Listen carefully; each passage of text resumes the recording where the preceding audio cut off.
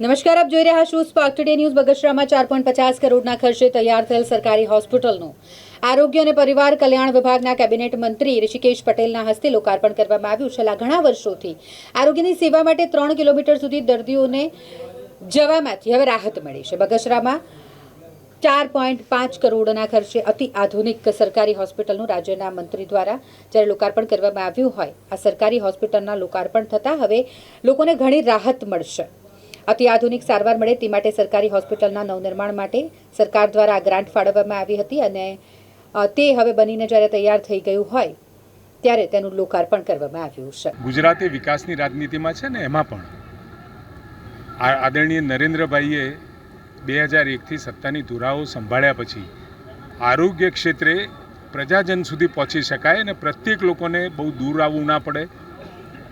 અને નજીકના જગ્યાએ જે વ્યવસ્થાઓ મળી રહે અને સાથે કોઈપણ પરિવારની આવક ઓછી હોય તો એ સારવારમાં ક્યાંય હિચકિચાય નહીં, પોતાના મા બાપ માટે હોય, પોતા માટે હોય કે પોતાના બાળકો માટે, એ પ્રકારની વ્યવસ્થાઓ કરી આજે આયુષ્યમાન કાર્ડ તરીકે આખા ભારતને મળી રહ્યું છે ને ગુજરાતમાં પણ 10 લાખ રૂપિયા આપણે આ આયુષ્યમાન યોજના હેઠળ આપીએ જ છીએ અને આપણે જે પણ કોઈ 2025ની વસ્તી અને અંતર પ્રમાણે પૂરતા પ્રમાણમાં CHC, PHC, સબ સેન્ટર અને સબ ડિસ્ટ્રિક્ટ હોસ્પિટલ આપણે પ્રોવાઈડ કરી ચૂક્યા છીએ। એના સિવાય પણ દરેક લોકોને સુપર સ્પેશિયાલિટી સગવડ માટે અમદાવાદ ના આવવું પડે, એના માટે સુપર સ્પેશિયાલિટી સગવડો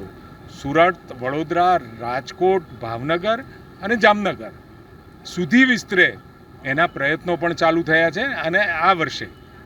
લગભગ હું માનું છું ત્યાં સુધી આ વ્યવસ્થાઓનો વ્યાપ વધારવાનું કામ પણ ચાલુ કર્યું છે। મેડિસિટી અમદાવાદ ઉપર નિર્ભર ન રહેતા દરેક જગ્યાએ સુપર સ્પેશિયાલિટી સગવડો રાજ્યભરમાં મળી રહે એ પ્રકારે રાજ્ય સરકારનો પ્રયત્ન છે।